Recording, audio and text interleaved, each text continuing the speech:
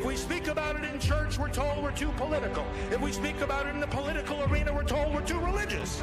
If we speak about it in the world of the media, it's too disturbing. In the world of business, it's too distracting. In the world of education, it's too controversial. In the streets, it's too disruptive. So abortion, if abortion is wrong, where do we go to say so? We go into the churches, we go into politics, into the media, into business, into education, and into the streets. Some churches haven't wanted to get involved in political hassles with the government, so they've been silent on abortion. They didn't want to get involved in hassles from the government. They didn't want to take the fight to the government. So now with the HHS mandate, the government took the fight to them. And when it comes to that mandate, we've got a simple message. We will obey God rather than them. As Alveda can tell us, her uncle said one day to the civil rights movement, we've got a lot of obstacles in our way, but we're not going to let anything turn us around. We're not going to let no dogs turn us around, no water hoses turn us around, no police clubs or jail sentences, and we're not going to let any injunctions turn us around. And so today I say to you, in the pro-life movement, no Planned Parenthood is going to turn us around. No biased media is going to turn us around. No HHS mandate is going to turn us around. No Obama administration is going to turn us around.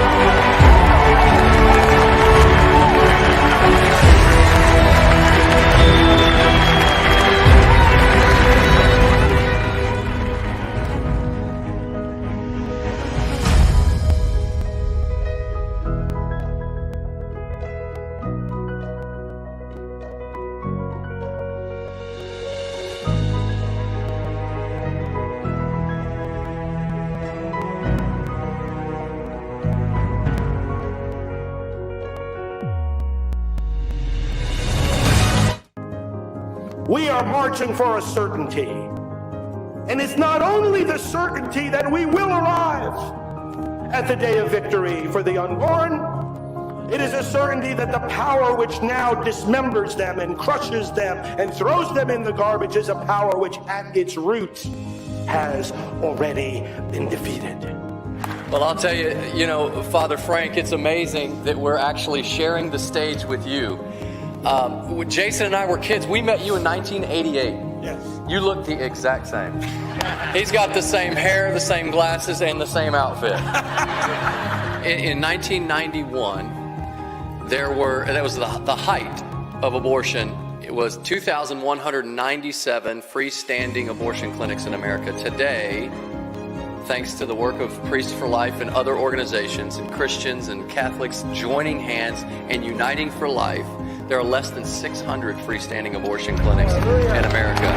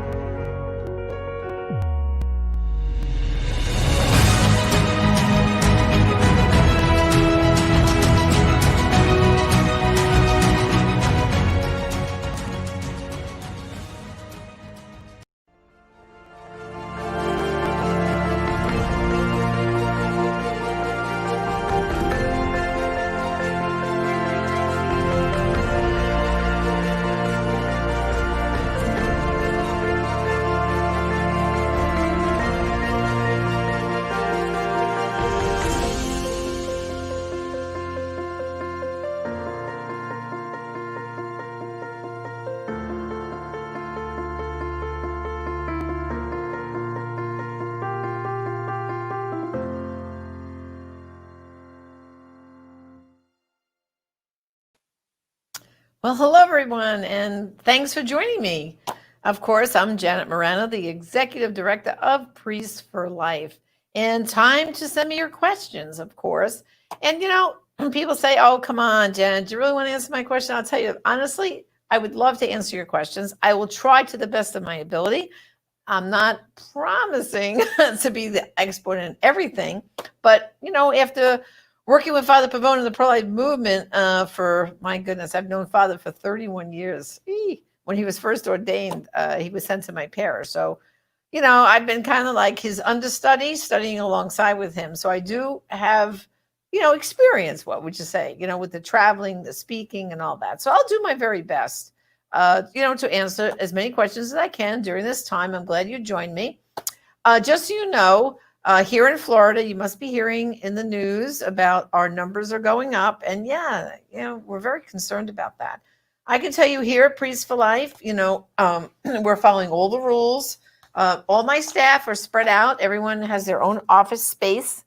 And if we leave our office, we put on our masks, which I have mine here. See, got my mask. When we use those, when we have to leave our office, walk around the building, go to the restroom, eat in our cafe. Well, of course, you have to take it off to eat, but you get the picture. We have hand sanitizer all over. We're doing everything possible to stay safe. The same thing at home. I mean, I don't enter a store without putting on my mask. And I have a big pump of hand sanitizer in the where you put your coffee cup in the car. Well, I have a big pump of hand sanitizer there. So we're doing everything possible. And people keep asking, well, why all these cases in Florida? Well, I think part of the problem was a lot of people were not following the rules. There's still people. You see some people out there not wearing masks, So that's part of it. I did hear Memorial Day weekend, a lot of people were at big barbecues and parties, so they weren't practicing. The 10 or less only family members, they weren't maybe, socially distancing themselves. That might be the cause. We also in Florida, we have a lot of visitors, which could be added to it. And then, of course, we had theme parks open a few weeks ago. Actually, everyone focused on this weekend that, Disney opened. But actually, several weeks ago, Universal opened, SeaWorld opened, and Orange County is like one of the top counties with the most cases. And that's where those theme parks are. So I don't know. But, we're praying that we get a handle on this, that everyone that's watching right now, all your friends and family are safe. Unfortunately, I do know people who lost people to COVID-19. It's very sad. But I also know people who died from a lot of other things in these past few months also. So, let's just do the best we can and get through it the best we can. I know a lot of people are anxious right now about school. My daughter and son-in-law, they're up in New York and they're public school teachers. So they're very anxious about what's going to happen, what's the school year. And of course, I'm concerned about, my grandchildren and school and what's that going to look like. So I guess we just have to take it day by day, pray to the Lord, stay close to the Lord in our prayer life. That will give us our strength. I too really believe. We say our prayers. And of course, Father Pavone says the Mass here every day on this channel. If you're not tuning in at 10 a.m., that's awesome experience. And of course, we repeat it at 6 p.m. So that just in case you are back to work or not working from home, you can join the Mass again at 6 p.m. on endabortion.tv. So let's go for the first question. It comes from Gabriella Alfano. Italiano. Do you know what is the percentage of abortions done using rape as a justification for the procedure? Yeah, they say it's only about 1% of all abortions are performed because of rape. Okay, and then she also asks, what the law says about rape-related abortions. Hello from Canada. Canada. We have Silent No More in Canada, and our national coordinator up there is Angelina Steenstra, and I was very sad. I had to miss, of course, this year because of COVID, the March for Life Canada, and they did it as a virtual march. So I'm praying that next year I can come back and be there for the March for Life every May, and be happy to sing your national anthem, Oh Canada, which I do know. Okay, but to answer the question about rape again, only about 1% of all cases are because of rape. And actually, studies have been done, and I actually wrote about this in my book, Recall Abortion. There's a whole chapter on rape and incest. And Dr. David Reardon, he's from you can Google his name and his research from the Elliott Institute. And he studied women who were raped and aborted as opposed to women who were raped and then either made an adoption plan or raised the child themselves. And of the women he studied, 80% of the women, okay, said they regretted their abortion. Okay, that the abortion did not unrape them. They still had the trauma of the rape, and then having that guilt of that destroying the life of that child was worse for them. And yet the women that he interviewed that gave birth to the child found it healing. And the women who, placed a child for adoption said, it was good for them because they felt like they gave life to that child. And yet there were women he interviewed who actually raised the child. And again, I have all those testimonies in my book, Recall Abortion, and all the facts. And they said the child did not remind them of the rapist. And it was a very healing thing to have known that they gave birth to that child. So the voices of experience really always play out in the end, right? Because all this other stuff is just theory and rhetoric when people say, oh, what about the woman who was raped? Well, did you ever talk to the women who were raped? Did you study the women who were raped and get their reaction? We have. On our website of Silent No More, you can go to abortiontestimony.com. You can click off rape and incest as a search thing, and the testimonies will come up. And you can read the stories of these women who were raped and deeply, deeply regretted that they had that abortion after being raped. And by the way, it's usually the women who were raped who aren't rushing out for the abortion. It's everyone around them at that moment after that rape, and they find out they're pregnant, who are pressuring them to abort. Of course you want to have an abortion. You want to do this. So it's usually the family members. It's usually the social worker. Even the medical people will say, oh, yeah, we'll just do a termination. They like to use the word termination. So again, the voices of experience really undo all the rhetoric that's out there about rape and incest. And anyone watching, my Facebook friends here, if you'd like a copy of my book, Recall Abortion, during this broadcast, just shoot me an email at orders@priestforlife.org, and I'll personally send you a copy. Because you know what? I really want you to be able to debate this issue with your friends and family and your circle of influence, so we can show people that, having an abortion doesn't unrape the woman. It's a second trauma. Okay, now we'll go to the next question. Brandon McCarthy, he says, I'm pro-life with one exception. I think I know what this is going to be. There is not a single thing in the world a man could experience that would even come close to the indignity of being forced to carry your rapist baby to term. So, okay, it's the rape question again. And yeah, Brandon, no, like I just said, when you talk to the women who were raped and carried the baby to term, they said that this didn't traumatize them further. In fact, they said giving birth to that child was healing for them. It healed them from the rape. So you're just going by rhetoric. And when you talk to the people who've actually been through the experience, again, Brandon, like they said, having the baby was a very healing thing. Okay, next question.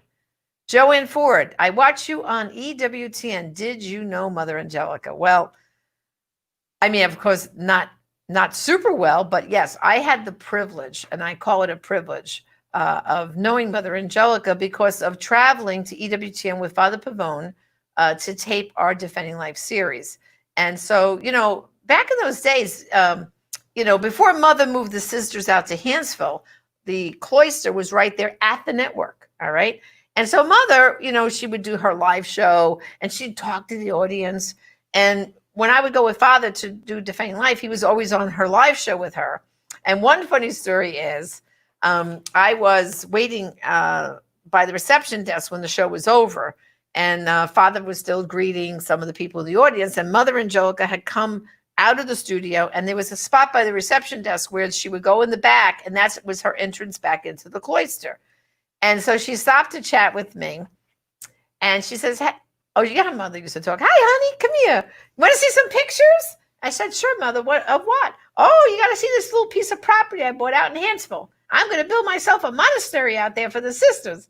And I said, Mother, why are you going to go an hour away from the network? Why so far? And she giggled and she said, well, Janet, the cell phone signal's terrible out there. So they're going to have to pay attention to Jesus and the big monsters I'm going to have out there. And sure enough, Mother was 100% correct. She built a beautiful temple out there, the Shrine of the Most Blessed Sacrament. I mean, if you haven't been there, it's worth a trip. The monstrance, I think, must be about 12 feet high. It's huge. And she's right. You barely get a bar signal on your cell phone out there. So Mother was right. You have to, when you're out there, worship the Lord, spend some time with him, and shut out the rest of the world. So there's a funny story about Mother Angelica. And of course, when she passed away, Father Pavone and I, we had the privilege of going to Birmingham. I was there at her funeral, and I was able to venerate her body. And I actually have prayer cards that got touched to Mother Angelica. And I guess one day, if I'm still alive and she's declared a saint, I'll have some third-class relic cards I can give out to you guys. So stay tuned. Who knows? Anyway. All right. Justin Monroe. And his question is all contraception wrong? What about the rhythm method and NFP? Really, those are contraceptions, aren't they? All right. Well, here we go. All right. So the church teaching, and you can look all this up in the catechism. The church teaching is that they're against contraception. All right. But NFP is not contraception. All right. So we'll get to that in a second. They're against, obviously, the birth control pills, the barrier methods, all that, condoms, all that stuff is considered contraception. And it's because you're trying to abort life or abort God's will. All right. And in fact, the birth control pill is an abortifacient.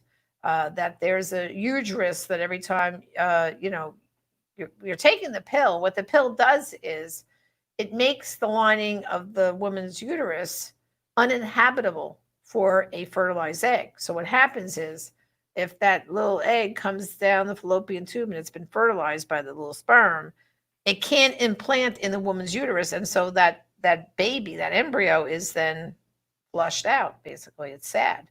The other thing that's bad about the birth control pill is, and again, I wrote about this in Recall Abortion, a whole chapter about the birth control pill. The church is teaching God's way is the right way. And when the church was saying all the way back with Pope Paul VI, which, by the way, July the 25th, we're in July next week, it's the anniversary of Humana Vitae, the beautiful encyclical written by now Saint Pope Paul VI. I recommend, if you haven't read that encyclical, you should read it, because you know why?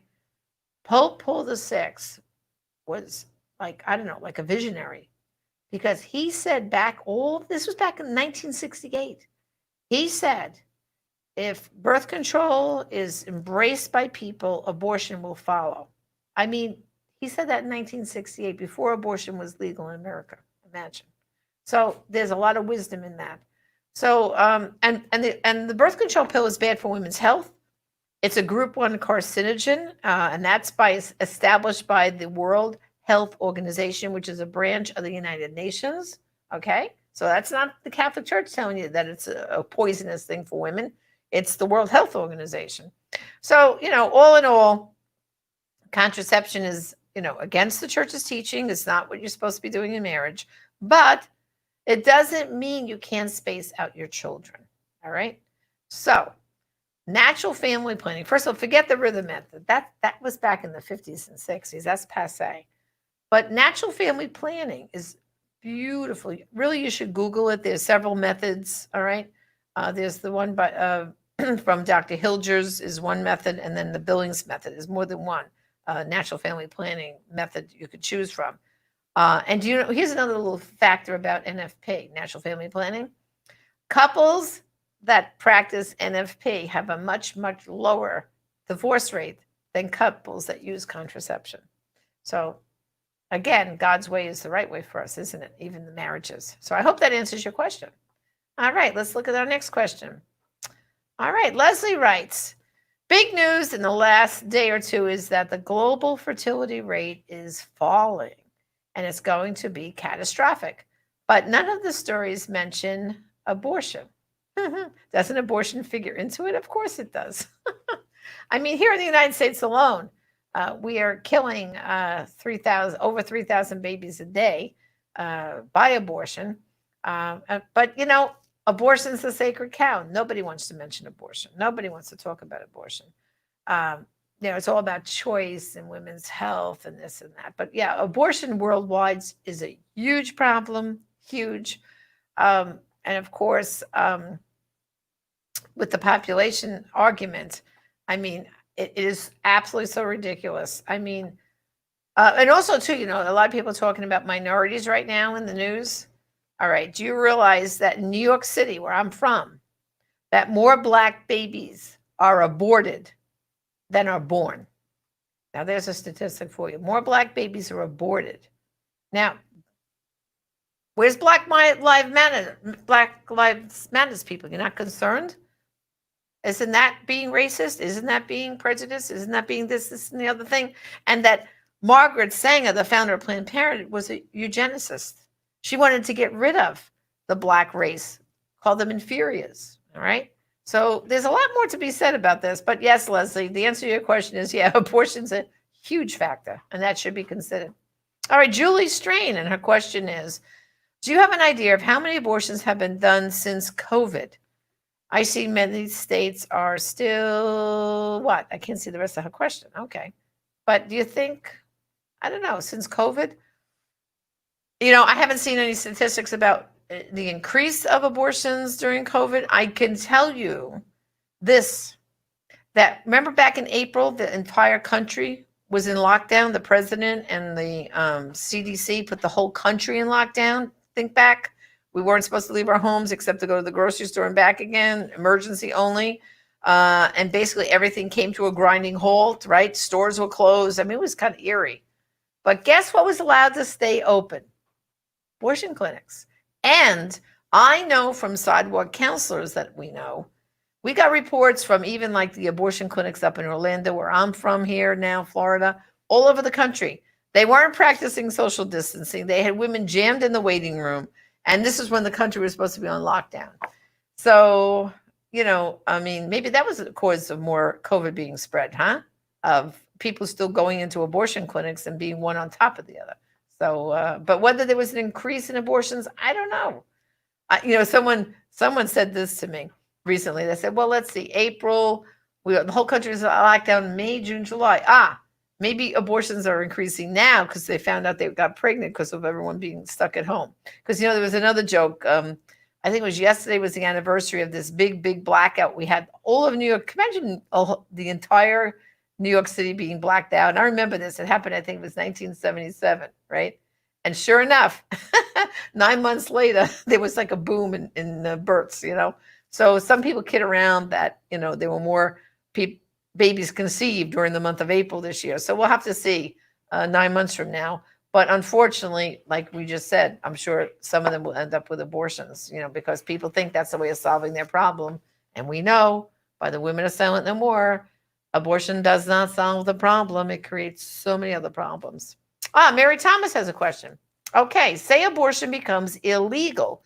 Do you believe illegal abortion can be prevented? And if so, how? If not, what's criminalization worth is so much harm to women? All right, well, first of all, legality gives permission. And I can tell you by the testimonies of the women from Silent No More, if you want to read some of them, just go to abortiontestimony.com. So many of these women in their stories, they say things like, well, you know, because it was legal, I thought it was okay. So see, if something is made illegal, that's a game changer for some people. They're not going to do it. I mean, why do we have speed limit, right? Because otherwise, if we didn't have speed limits, people would drive crazy, right? They would be doing all kinds of speeds. So having rules, having, you know, things that we're supposed to do and not supposed to do, you know, keeps people in check. So making abortion illegal, meaning Roe v. Wade is overturned, would be the step one of that. Well, abortion is still going to be legal in a lot of states.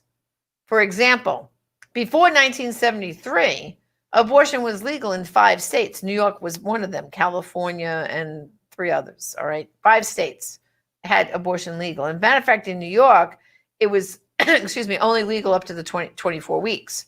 And that's what happened 2 years ago when they made that horrible law on January 22nd, Cuomo signed, making abortion legal in New York all the way up to birth, which is, I mean, that's like so ridiculous. But up till then, you could only have an abortion in New York up to 24 weeks.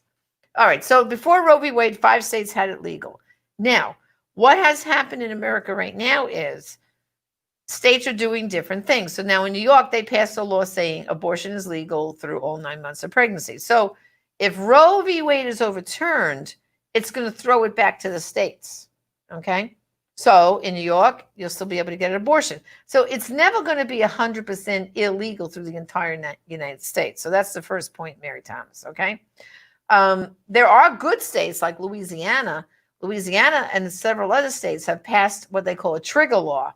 And in their state, they said when Roe v. Wade is overturned, abortion will be illegal in our state.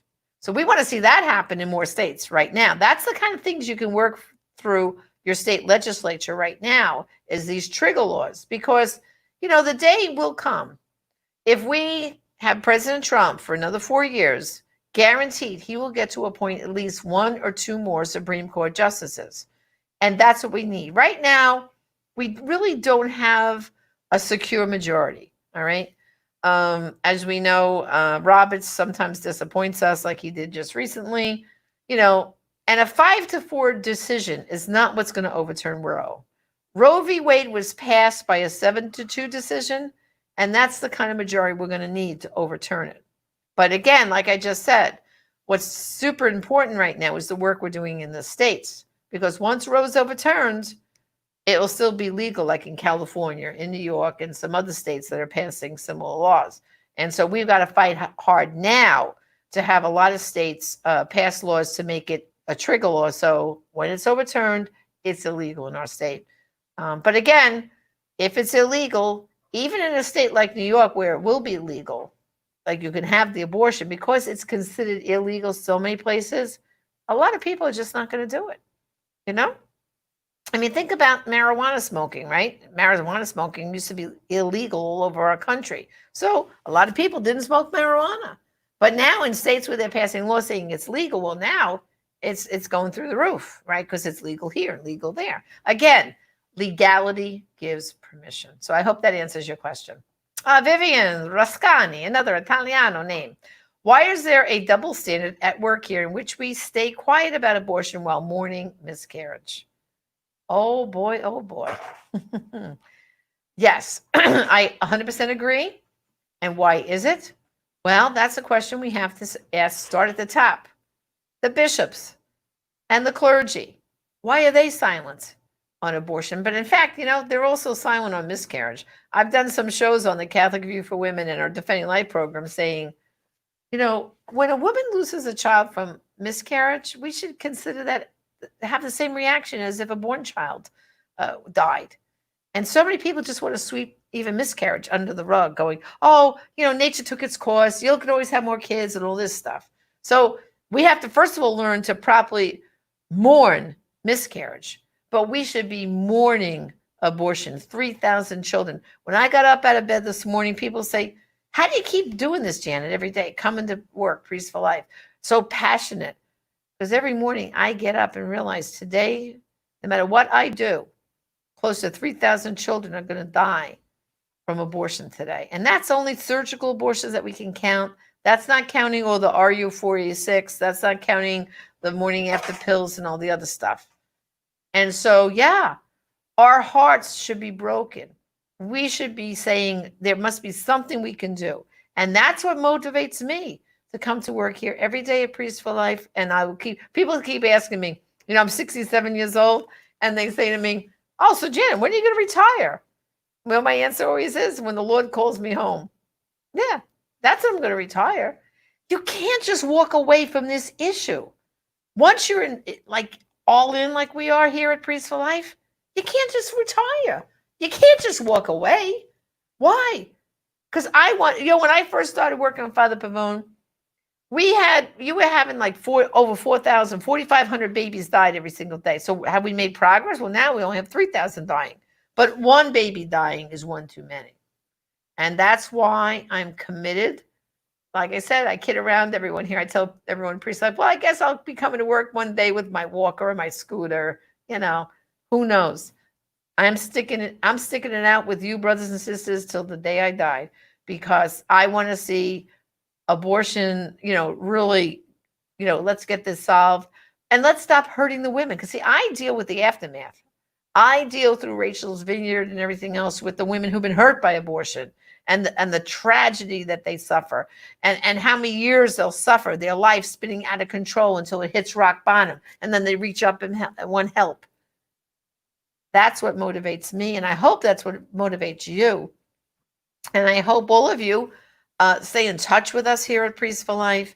And if you want any of our resources, like I said, my book, Recall Abortion, all right, has most of the questions you're asking me, I've written about it in this book. And then I have another book I wrote, Shockwaves, Abortion's Widest Circle of Victims, which I'll also love to send to you. And in that book, I go beyond it's kind of like the idea at the epicenter is the death of every baby. But what happens? That shockwave reverberates out to the mother, to the father, to the grandparents, to the aunts, the uncles, the cousins. How many people are missing from the family tree or from that family portrait because of abortion? And then, of course, it affects the future siblings. So if you'd like to learn more about that, just, again, send me an email at orders@priestforlife.org. I'd love to send you my books, both Recall Abortion and Shockwaves. And, of course, tune in to endabortion.tv. Here where we have programming, every night now at 9:00, Father Frank does a teaching. Some nights he does it on the election. Other nights he does it on abortion and scripture. Really great programming. And he does that Monday through Friday. Oh, no, it's 7 days a week now. I forgot. Father's doing that 7 days a week. And of course, I have programming here every afternoon at 3:30. And Alveda King every Wednesday at 3:30. And then, of course, that programming repeats after the Mass every night. So Mass repeats at 6, and then our programs come back on at 7. So I want to thank you for joining me. And also, too, if you'd like to support our ministry, we would be more than happy if you could. Just go to prolifegift.org, where you can make a donation to Priest for Life so that we can keep our doors open. And as Mother Angelica used to say, put us between your gas bill and your electric bill, if you can, that would be wonderful. So again, thanks for joining me. Someone else just said, I want to get the books. Orders@priestforlife.org. I'd love to send you the books. I need them to teach at my church. Sure, Gabriella Alfano. Give me your address. Send me an email, orders@priestforlife.org. We'll get them out to you tomorrow. Okay, the books. All right. Well, again, thank you for joining me on Just Ask Janet. And I'll be back live again every Thursday. And you can send in your questions, and I hope I can answer them. From now until we chat again, be safe. God bless you. And I'll talk to you again next week.